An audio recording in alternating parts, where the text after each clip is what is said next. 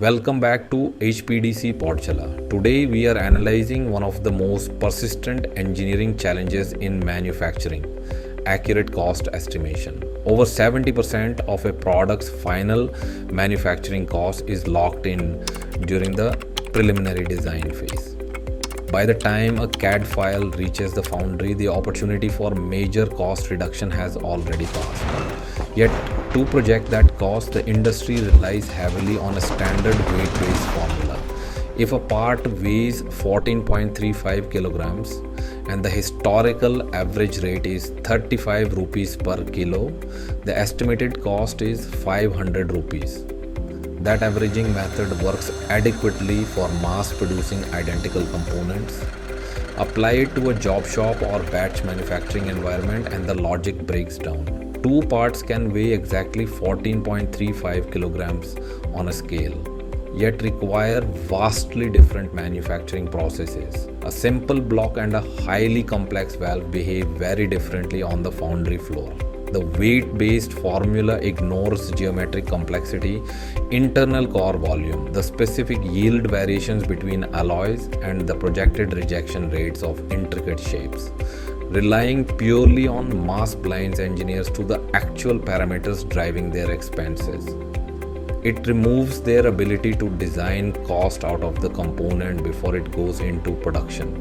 To solve this, we use a hybrid analytical parametric model. This approach derives precise cost data directly from the physical attributes of the 3D solid model. Instead of a single broad average, the architecture breaks total manufacturing cost down into 5 distinct pillars: material, labor, energy, tooling, and overheads.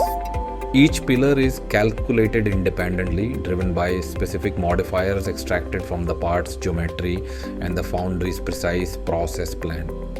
By mapping these 5 variables, designers and foundry engineers establish a high-resolution cost profile for a casting long before a single mold is made.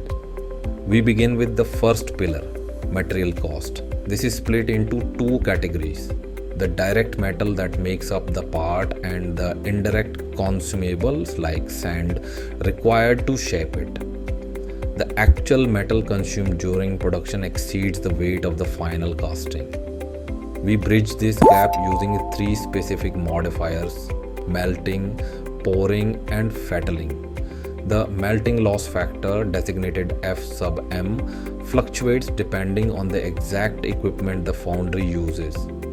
An induction furnace operates tightly with a maximum loss factor of 1.04, whereas a cupola furnace pushes that factor up to 1.12.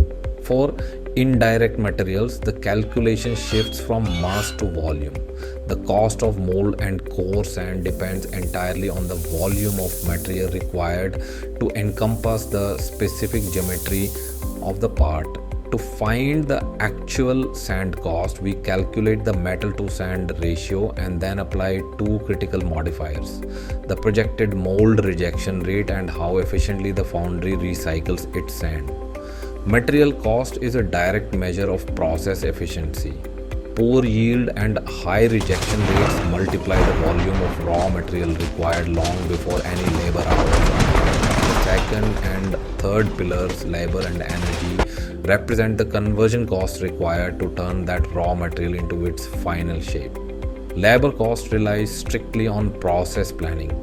We calculate the exact time required multiplied by the number of assigned workers. However, the math splits based on the work. Melting is a batch activity, so labor is divided across many parts. Fettling is a per component activity, applying the full labor rate directly to the single casting. Energy cost operates on similar constraints, with the melting process acting as the single most energy intensive stage of production. The thermodynamic energy required to bring the metal up to its precise pouring temperature is penalized by 2 major variables: the inefficiency of the furnace and the overall yield of the gating system. Labor and energy are not fixed overheads. They are highly variable parameters dictated entirely by how efficiently the foundries methoding system is engineered. This brings us to the fourth pillar, tooling costs. Predicting this early in the design phase is difficult, as detailed tooling plans rarely exist at this stage. Because tooling costs cannot be calculated by weight, we estimate it parametrically using historical data mapped against the part's geometric features. We calculate base volume, an accuracy index, and a shape complexity factor. Tight tolerances and intricate internal cavities drive these variables higher, scaling the final tool cost exponentially. A high absolute tooling cost is only relevant when measured against the volume of the production run. This is the principle of amortization. We take that total calculated tooling cost and divide it by the total order quantity.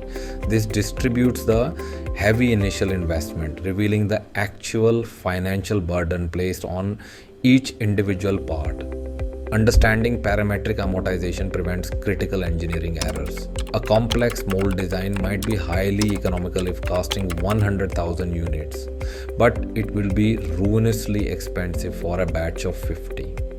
To see exactly how this mathematical model performed against the standard weight-based average, we will apply it to a real-world case study, an industrial body cap casting.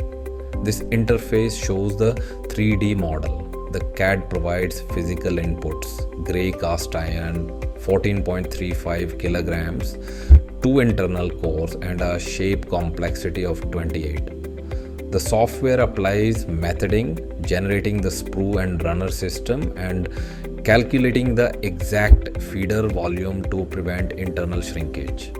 Finally, we set our production requirement and order quantity of exactly 5,000 units. These specific geometric and production variables feed directly into our 5 equations, completely replacing the blind assumptions of a weight-based average. Here is the detailed cost estimate table generated for the body cap. Looking closely at the breakdown, direct material calculates to exactly 345 rupees and 10 paise. A figure derived specifically by applying the 1.05 cupola melting loss factor established earlier. We also see the effect of amortization on the tooling pillar. The 21,000 rupee tooling investment collapses down to a mere 4 rupees and 30 paise per component, strictly because it is spread across the 5,000 unit order. Summing the 5 pillars gives us a highly accurate analytical cost of 498 rupees and 30 paise. This actually lands remarkably close to the initial blind weight-based estimate of 500 rupees, which raises a critical question. If the final number is essentially the same, why do the math? The answer lies in the utility of the data. The weight-based method provides a single dead number. If the cost is too high, you have no map to follow. The analytical model provides an exact, actionable breakdown of where every rupee is going. By utilizing a granular 5-pillar architecture, designers and foundry engineers gain the clarity they need.